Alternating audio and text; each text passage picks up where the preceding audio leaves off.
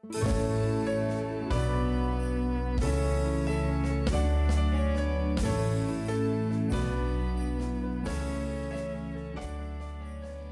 Cross is a church committed to fully enjoy and share with others the life, grace, and restoration that can only be found in Jesus. If you are unable to visit us on Sunday mornings, you can learn more about King's Cross at kingscrossva.org.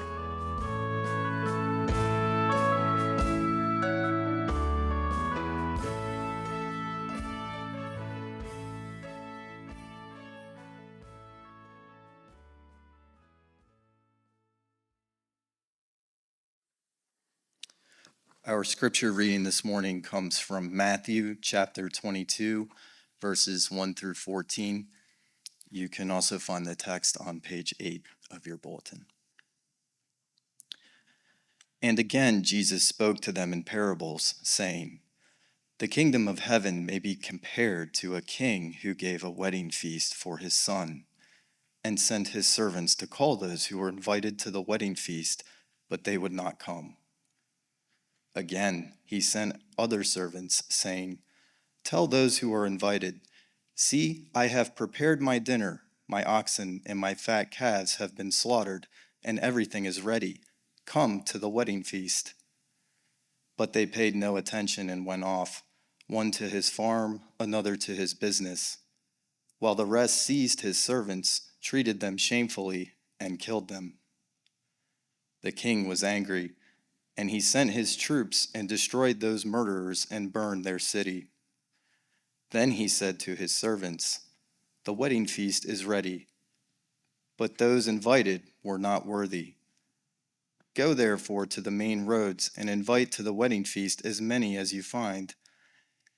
And those servants went out into the roads and gathered all whom they found, both bad and good. So the wedding hall was filled with guests. But when the king came in to look at the guests, he saw there a man who had no wedding garment. And he said to him, 'Friend, how did you get in here without a wedding garment?' And he was speechless. Then the king said to the attendants, 'Bind him hand and foot and cast him into the outer darkness. In that place there will be weeping and gnashing of teeth. For many are called, but few are chosen.' This is the word of our Lord." It is so good to be back here. I was gone last week, and of all places, I was at a wedding. That's what I was doing last week. And this passage, as you heard Mike read it to us, is a passage about a wedding.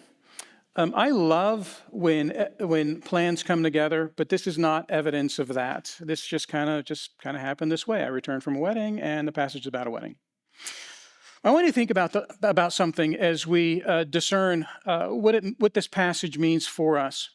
If you were to scan the Bible has a number of different words to describe those who are Christians. I don't know if you knew that or not. I mean, part of it's obvious. But I just would ask you, do you know if your neighbors know that you are a Christian person? Like, do they know that about you? And your colleagues, do they know about you that you are a Christian person? And for some of us, that's an awkward thing. I mean, not all of my neighbors know that I'm a Christian. Some of them do. But to be called a Christian is probably one of the least weird things you can be called according to the Bible, because the Bible has a lot of strange words for being a Christian. The word Christian is a label for those who follow Jesus. That happened pretty soon after the resurrection of Jesus, maybe as soon as 10 years after his resurrection in a city in Syria called Antioch. Christians began to be called Christians. Before that, they seem to have been called the followers of the way. How about that? Do colleagues of yours and neighbors of yours, do they know that you are a follower of the way? You see what I mean? That's strange. Or a disciple of Jesus. Christians in the Bible are called that. There might be a little bit of an overlap in Jewish circles with a God-fearer. How about that? Does the person that you work with sitting next to you, do they know that you are a God-fearer? If you invoke the Old Testament as well, then maybe you should be known Christian as a child of God. How would you like that? Everyone in the neighborhood know you're a child of God. or a firstborn of God, or a member of the covenant. These are Old Testament labels for what it means to be a follower of Jesus. And this morning's passage is a passage in which, Christian, you get to be called something you would never want anyone else to call you. An attendant at a wedding. How about that? Or, even worse, how about a bride? You want to be known by your neighbors as a bride of Jesus. Do you introduce yourself to that when a new employee joins your team? And hey, by the way, I'm a bride of Jesus. It just gets weirder and weirder. And this passage is a wedding passage because the kingdom of heaven is God's rule, the extension of that rule, in not just the entire world, but actually in individual hearts. And this passage then is about what it is like being a Christian person. And Jesus, in telling this parable, he's saying that being a Christian person is a lot like being invited to a very special wedding that is led by a very special person for another very special person. That very imagery of a wedding is strange to our ears. And if you don't understand that you as a Christian should be understood in the context of a wedding, well, you're never going to understand this parable. Now, interestingly enough, scenes of weddings are not all over the Bible. When they happen, they should stand out. And so I'm going to mention a couple of places in the Bible over the course of the sermon where weddings show up and help us to understand why Jesus is telling this particular parable. But before I state the theme of the sermon, I want you to understand that this passage isn't saying to a Christian that, Christian, you're merely a guest at the wedding. This passage actually is preparing Jesus' disciples to understand that they're not merely a guest at the wedding, that they're actually a participant in the wedding, that they are the very bride of this wedding, being married to the groom who is Jesus, all according to the plan of the King who is the Heavenly Father. That's what this parable is about. But here's what the sermon is about, and I want you to listen for this over the course of the sermon. In Jesus, a Christian is a recipient of all the King's bounty. And we're going to circle back so that you'll see why wedding is that kind of a picture. But know that the sermon is about this, that in Jesus, a Christian is a recipient of all the King's bounty. Now, we're going to walk through this in 3 steps. The first step is just simply talking a bit about weddings and what kind of wedding we're dealing with in this passage. But clearly, the focal point of this parable is the kind of guests that come to the wedding. So the first point of the sermon is, what kind of wedding is this? The second point of the sermon is those who reject attendance. And the third point of the sermon is those who come, but they are posing. Okay, so the rejectors and the posers. But first, what kind of wedding are we actually dealing with? And as I said, there really aren't very many weddings in the Bible. Song of Songs, it may be an extended wedding service, but you're certainly not going to find a wedding service in the Bible. Psalm 45, maybe this was a song that was meant to be sung at a wedding. Psalm 19 mentions a bridegroom. A wedding, if a wedding service if there was such a thing as a formal wedding service, it may have included a blessing. We see something like that in Ruth. It may have included a certain kind of clothing. We see something about that in Isaiah 49. And maybe there was a kind of procession that was associated with a wedding service. But what you've just heard me say is all that we have in the Bible with regards to one image of a wedding. There's just not very much wedding jargon in the Bible. But when it appears, we need to pay attention. What kind of a wedding is here in Matthew chapter 22? I want to say 3 things. The first thing is this. This is certainly a wedding that is a high occasion. This is a big wedding. Look at verse 1. The kingdom of heaven may be compared to a king who gave a wedding feast for his son. And we have a big king here, a king associated with the kingdom of heaven. And we have a son, and the son is a very special son. Maybe this is the firstborn son. But notice throughout the parable, maybe you heard this when Mike read it, that the main speaker in the parable is inevitably the king, the one who's actually planned this wedding. He sends his own servants. Do you see that? He prepares the dinner from his own property. The king, very unwedding-like, the king is angry in this parable. The king employs troops, his own troops, in this parable. The king exercises judgment. He seems to be doing it with complete authority. The king destroys murderers. The king burns cities. The king binds people. The king casts people into the outer darkness. So I was just at a wedding, and I didn't experience any of this. None of that kind of stuff happening at this wedding that I officiated. Now, it's not explicit in the parable, but the language in this parable implies that the king is very powerful, that the king is remarkably significant. In fact, we're not stretching to say that there is no king on earth who is like the king of this parable in Matthew 22. But if the king is that special, then very likely the firstborn is that special. The son is that special. You see, the king is going through great lengths to make sure that this wedding happens in a certain way. Why would he do that? Because this is a very special son. And he wants to control everything about this ceremony. So we know, first of all, again, what kind of wedding is this? I want to say three things. The first thing is this. This is a high occasion wedding. It's kind of tricky, I think, to come up with an earthly analogy for what a big wedding would look like until a wedding that took place just last year. In my mind, I think of in 1981 when Queen Elizabeth threw a wedding for Prince Charles and Lady Diana Spencer. That was 1981. That was a big deal even for me. 1981, I was just entering junior high. And yet, I was still watching a wedding. I can't explain that, but I know it happened. I watched this wedding. It was a big deal. But just last year, we had an example of the most expensive wedding, apparently in the history of the world. I'm not sure how exactly you can determine that. But the most lavish wedding happened just last year in Mumbai. You remember reading about this? A very wealthy businessman, the second wealthiest in India. I don't know what he does for a living. Mukesh Ambani threw a lavish wedding for his son. And if you read about this, it was talked about as the most expensive wedding.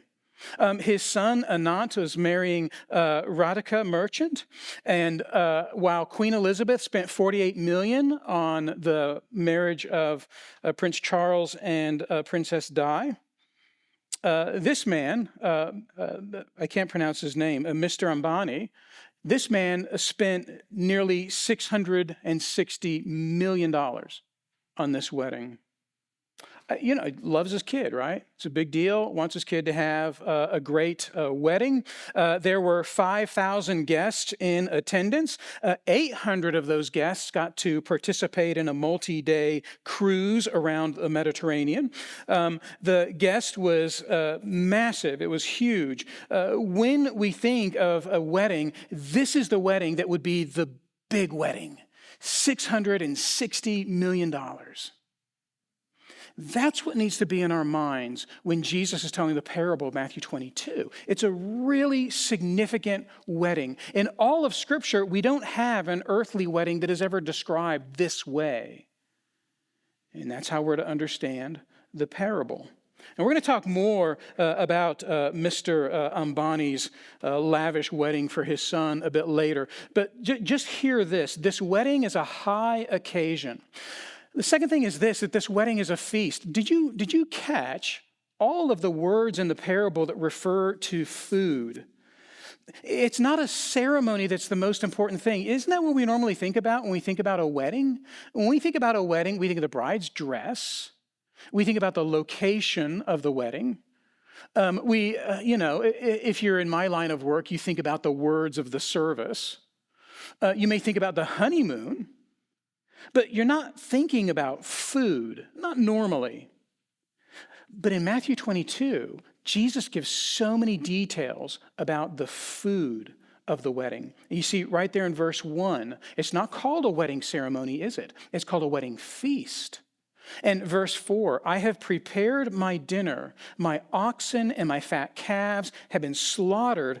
Come to the wedding feast. Look at verse 10. There's reference to a wedding hall. A wedding hall is simply a large room. What are they doing in a large room? They're eating. That's what the parable is telling us. In fact, a couple of commentators will say that in verse 13, the reference to gnashing of teeth, isn't that just a gory image? What should those teeth be doing instead of gnashing? Eating. Eating is all over Matthew 22, this parable. The feast is very important. Mr. Ambani, for the wedding for his son, he spent about $160 million for food, 500 chefs working for 3 days in order to prepare the meal. And he spent another $50 million for the 30,000 bottles of champagne. The meal was important to Mr. Ambani. But as you read this parable, I want you to understand that it is a wedding for high occasion, but it's a wedding all about eating. Why does that matter? It matters for this reason.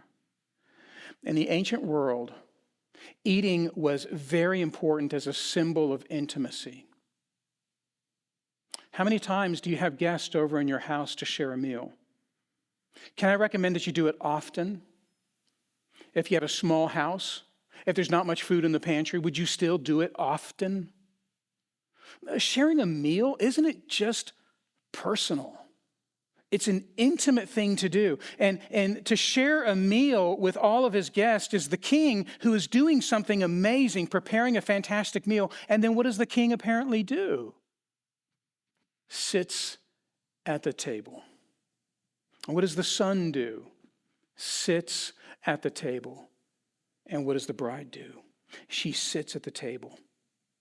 In the ancient world, the original hearers of this parable would know this is personal. And immediately you have this very high king, very important wealthy figure, at the same time joining you at a table.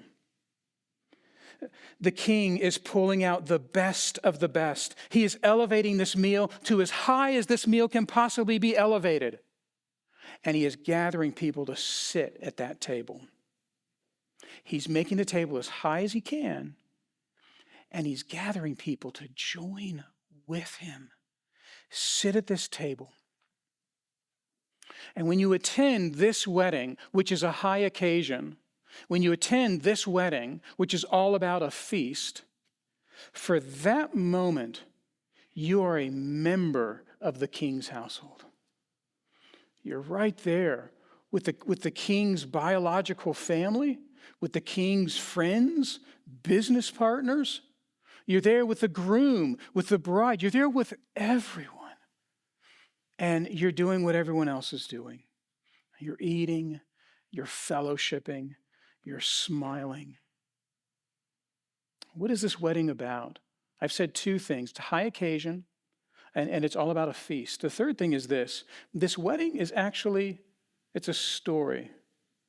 It's a story, and here's why. It's a high occasion centered on a feast, but this wedding does something that the original audience just days before the death of Jesus probably would not have understood.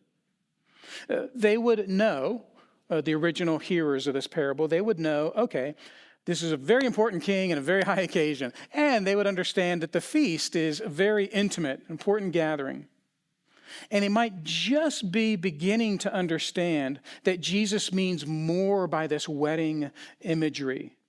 They might, for instance, begin to sense that, wait a minute, maybe Jesus is that important son. He's called himself the Son of Man repeatedly. They might begin to think that maybe this big meal is about to happen in some way, shape, or form. Jesus is about to have a meal with them. They might begin to understand that, wait a minute, maybe we're a close part of this wedding event. We are, after all, his disciples.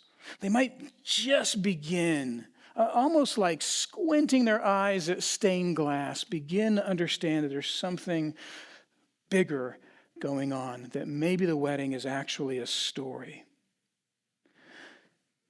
They probably did not understand until after his resurrection that the entire Bible is a story about a wedding. You know, at the beginning of the Bible, Adam and Eve, aren't they a template of what marriage is like? Adam and Eve together. They're in the king's garden, recipients of the king's goodness, his covenant, his blessing. And you go all the way to the very end of the Bible in Revelation chapter 19. And there you find what? You find a wedding. And not just a wedding, you find a wedding feast. And there you have Jesus, who is the Lamb, and at table with him is his bride, which is the church. Genesis to Revelation, we have a wedding. And we have these interesting little spikes in the middle of the story that tell us that a wedding, that a supper with the Lamb is actually the paradigm that we need to understand in the story of redemption. And surely the disciples, they weren't understanding this. But on this side of the death and the resurrection and the ascension of Jesus, we understand that, yes, Jesus, he is our groom. He is our husband. And Jesus, with his blood, has sanctified his bride that she might be part of him, that she might sit at his table and have a lavish meal for all eternity. The wedding's a story, even though the original audience wouldn't have been able to pick out all of those details. The wedding then is a high occasion. The wedding is a feast. The wedding is a story. Just a real quick application before leaving this main point. Can I just encourage you to stop and pay attention to the wedding in this parable? Because this is what the Christian life is like. The Christian life is being loved by a groom who has done everything for you. That's the Christian life. Now, the parable goes on to talk about responses to this wedding feast. And I just want to say to you right now, wouldn't you come to an event like this if you received an invitation? Wouldn't you come? In Jesus, a Christian is a recipient of the king's bounty. And the parable then goes on to tell us two different recipients. One is a recipient who rejects the invitation, and the other is a recipient who accepts the invitation but poses. But first, the one who rejects. You see, the wedding feast itself, it's glorious, but the parable is actually kind of negative. The parable is a gloomy parable. Jesus clearly, he wants us to focus on those who reject the invitation. Now, remember, Jesus is about to die on the cross. This is his last week of earthly ministry, and so it's fair for him to tell a gloomy parable. And you see what Jesus does. He says in verse 3, the king sent his servants to call those who were invited to the wedding feast, but they would not come. You see that in verse 3? And you see in verse 4 that again, he sent out other servants. It's actually a parable in which we're supposed to see the negative. Some historical details will probably help to understand those who reject. In a first century Jewish village, if the most notable member of the village, like the stalwart citizen of the village, the one who is wealthiest, owns the most land, the big person in the village, if that person was marrying off their son, it would be an absolute affront to not come to that wedding feast. The most notable citizen of a Jewish village, when they would have a wedding, it would be understood that everyone in the village not only has an invitation to come to the wedding, but should come to the wedding. It would be disrespectful not to. All of the original hearers of this parable, they would just understand that. So yeah, if this happens, you go. Especially you go if it's a big notable event. And what would happen in a Jewish village is this notable citizen would send servants to, you see in verse 3, to call those who are invited. Do you notice that? Isn't that funny? Verse 3, to call those who are invited, not to invite them. They're already invited. By virtue of you being a part of this village, you're invited. But to call them in verse 3 says that these servants go out and they say the meal's ready. The food's ready. Everything is prepared. It's time to come. Immediately, ready to go. This is not a save the date. And yet, they don't come. Now, we should be, as we're reading this parable here after the resurrection of Jesus, we should understand that this really was the role of John the Baptist, wasn't it? Wasn't John the Baptist preaching exactly that? It's ready, it's ready, it's ready. The king is here. Isn't John the Baptist's ministry one in which he's pointing out the Lamb? There's the Lamb, and he's here. Get ready for him. He's here.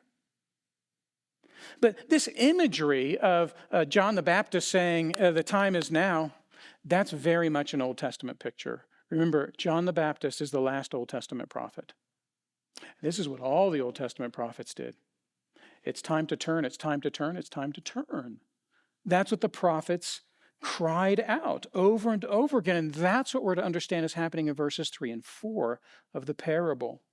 You see there that Jesus says that other servants were sent with the very same message.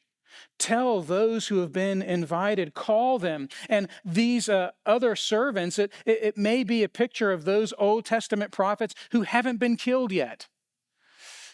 Because that is often what the leaders of the time of the prophets did. They killed the prophets. And yet God, what does he do? He sends another prophet, and they kill that prophet, and God sends another prophet, and they kill that prophet. And the original hearers would have understood, hey, wait a minute, John the Baptist is dead, right? John the Baptist is dead. And the disciples of Jesus understand that that is very much the plot of the religious leaders in this particular day. They want him dead. And what we're to understand is we're to understand that there are people who not merely reject, but they kill those who are making the call. And the result is that of verse 10, that the wedding hall, it remains empty. The king is persistent. The king is patient. And yet the wedding hall remains empty. And, we should just ask, what exactly are we to make of this? What is Jesus doing here?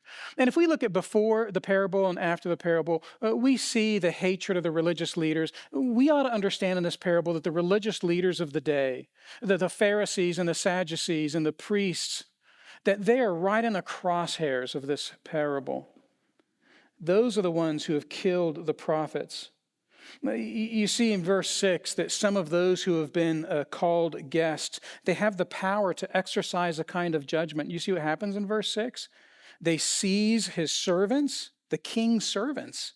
They treat them shamefully, and they kill them. These are individuals who have some kind of power. These are the religious leaders, and that's who Jesus is saying has rejected the wedding feast, the religious leaders.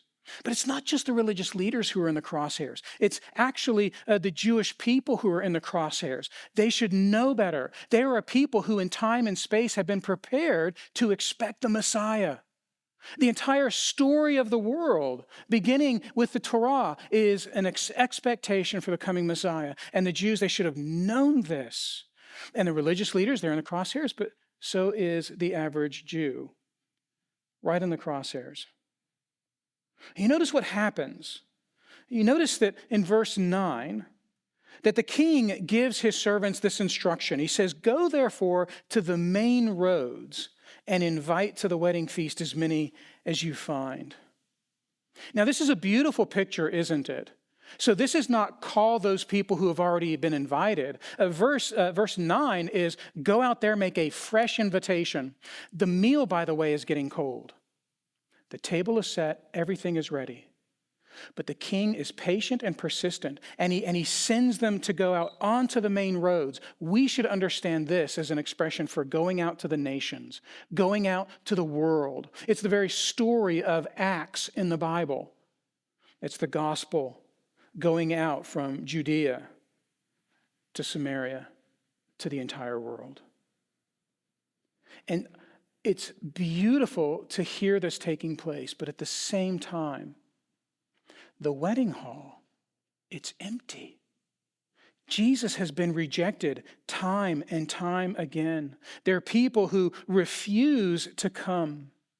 And not only has the wedding hall been left empty, but you see in the parable that there has been a judgment that has been exercised on those who refuse to come. Now, how many of you have not gone to a wedding and then been punished as a result? I mean, socially, maybe you're a little bit punished if you were expected to be there. But killed, your city burned, cast in the outer darkness for not going to a wedding. That's what happens here. To not go to the wedding is a defining moment for a person's life. And the king, patient and persistent, goes out into the world and he makes that invitation. And if you don't come, you will be punished just like the religious leaders are punished. It's a defining invitation. So I'm saying this with a smile on my face, but doesn't this feel desperately gloomy? I mean, it's a parable that just when you're about ready to celebrate and to cheer, everything gets kind of ugly again. Yeah, Jesus is about to die on the cross. And the expression of the gospel, it has a fair degree of bittersweetness with it. Now is the time for it to be gloomy. But I want you to consider this. I want you to consider that most people today, don't they imagine that the life of faith, the life of belief in a divine being, that many people find that to be so secondary to other parts of life? The important parts of life are physical health, care for my family, personal fulfillment. Where I stand religiously, that's far less important. Many people feel that today. I know you agree with me. Belief in God, it maybe is important, but let's be serious. Life has to be lived. Things have to be done. But that's not the tone of this parable, is it? Notice that in verse 5, even very small things can prevent someone from attending the wedding. Do you see verse 5? You see how it stands out? Very small things can shove attendance of that wedding off to the side. But friends, we actually understand that, don't we? Very small things can push aside belief in Jesus. Very small things can lead us away from him. In verse 5, you see, my farm needs me, so I can't go to the wedding, or my business needs me, so I can't go to the wedding. To not go to the wedding is a defining moment. The great beauty of this passage is not that the king is offering you a great ceremony, 5,000 guests to receive an expensive wedding. That's not the beauty of this passage. The beauty of this passage is that the king of the world is not just running a ceremony, and it's not just a service. The king of the world is offering you his own food from his own pantry. The king of this world is offering his work to prepare that meal on your behalf. The beauty of this passage is that the king is offering to you his home and his table and invites you to come in and take a seat. The beauty of this passage is not that the king is offering you a ceremony, but that the king is giving to you out of his great bounty. And he's giving to you freely. No charge. You see what I mean when I say that in Jesus, a Christian is recipient of the king's bounty? But the option is not for you to either be a part of the king's family or run your business. Be a part of the king's family or run your farm. Be a part of the king's family or seek physical health. Be a part of the king's family or provide well for your family. Be a part of the king's family or have personal fulfillment. Those aren't the choices for you. Because the meal's ready. It's set right now. And your choice is to participate in the king's bounty, to receive that which is freely offered, or to participate in the king's judgment. And that day will come. Those are the options. And as you understand that, you'll understand why the Bible says that your deepest longings for personal fulfillment, your desire for physical health, your desire to care for your family, that all of those things come as a benefit of being a part of the household of the King. He cares for those in his family. All of those things that you are seeking, you have in the household of the King. Well, will you come? The parable is about those who reject. Well, there's also a kind of person in verses 11 and 12 who poses. I knew a pastor who, when he would preach, a very wise pastor, when he would preach, there'd be times where he'd stand behind the pulpit and he would be expositing God's word. And then there would be times where he would step out from the pulpit and he would say, okay, this is how I think you should read this passage. And then he would go back into the pulpit. And I feel like I have to do that. I mean, it's just a music stand. Verses 11 and 12, they're hard to understand what exactly is being addressed. And what seems to be being addressed is the kind of person who comes to the wedding, but they're not really there. They're physically present, but they're posing.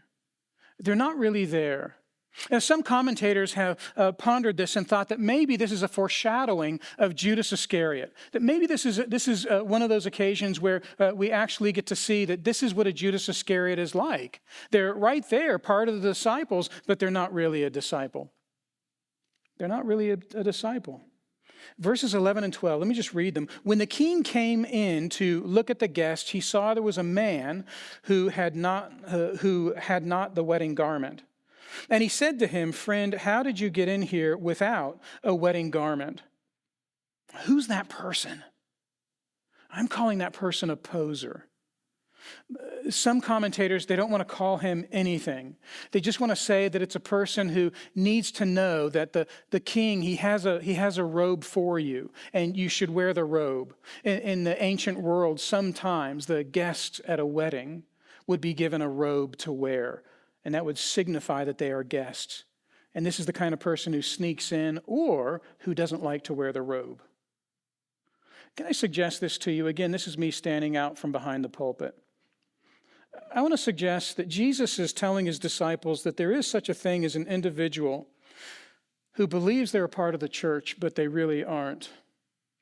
They're there in the church for other reasons.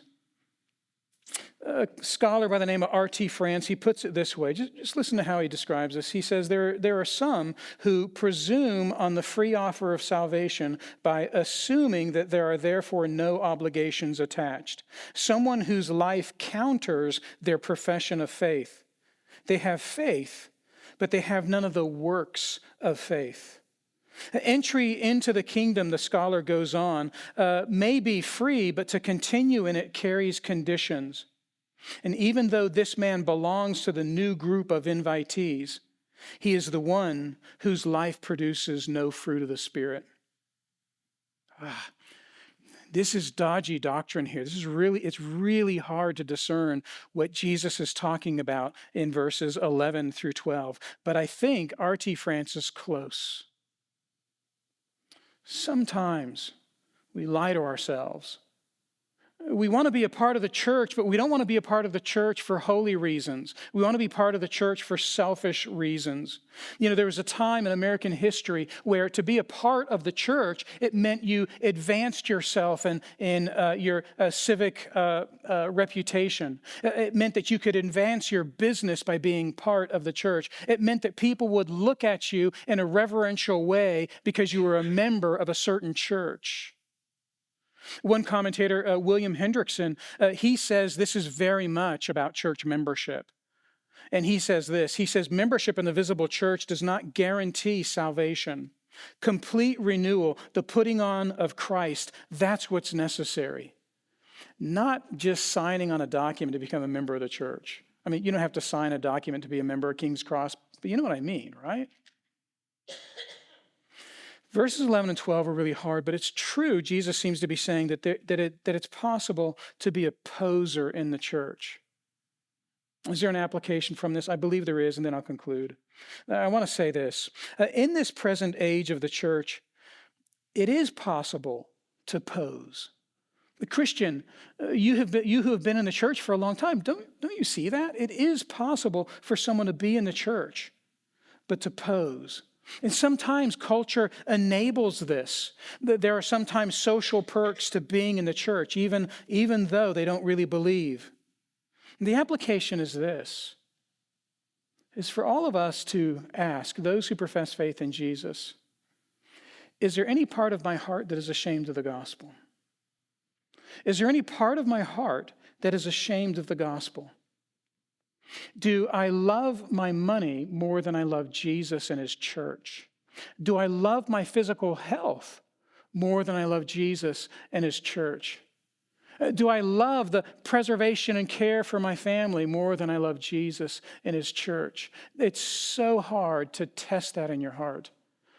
But Matthew 22, verses 11 and 12, I think, are asking us to ponder this. Ponder this. Are you using your seat at the table for your own purposes? This happens a lot in the church. You have a seat at the table by God's free grace. You've done nothing to deserve it. And when you slide up to that table in this present age, you are still a sinner. I sound punchy, right? I'm not a punchy person.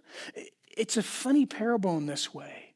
It's about a wedding, but it's not how I would describe the wedding that I just officiated last week. There's a solemnity in this parable. Are you here at King's Cross because you love Jesus? Or is there something else you're trying to get out of this body? Okay, the theme is this again. In Jesus, a Christian is a recipient of the King's bounty. I want to put all these things together, and I want to provide for us a single application. I want all of us to understand that it is possible to describe the Christian life in philosophical, theological terms. I'm a pastor. I'm expected to do that, to give a philosophical and theological framework for why a non-believer should believe in Jesus. We call that apologetics. I'm called to do that, and some of you are good at that as well. But remember, Christian, that when we describe Christianity, we're not just describing a belief, like a set of tenets or a catechism that we hold on to. And Christian, we're not just prescribing a better historical way of looking at life. You know, over the centuries, people have believed in this, and you should as well. The parable of the wedding feast teaches us as Christians to hold this out to those who may not be believers. Do you want to come to a party? Do you want to come to a party at the King's house? Do you want the party to be a party only for those who don't deserve it? Do you want the party to fill you with joy and delight and happiness? And do you want the party to last forever? Yes, there are doctrines to believe. But I want us to consider that one way that we can tell others about the doctrine of the gospel is to say it's an awful lot like being at a party of a very important person. And he loves you, and he gives to you his bounty, and he will never leave you. He will be with you always. That's another way to look at Christianity. Let's pray together.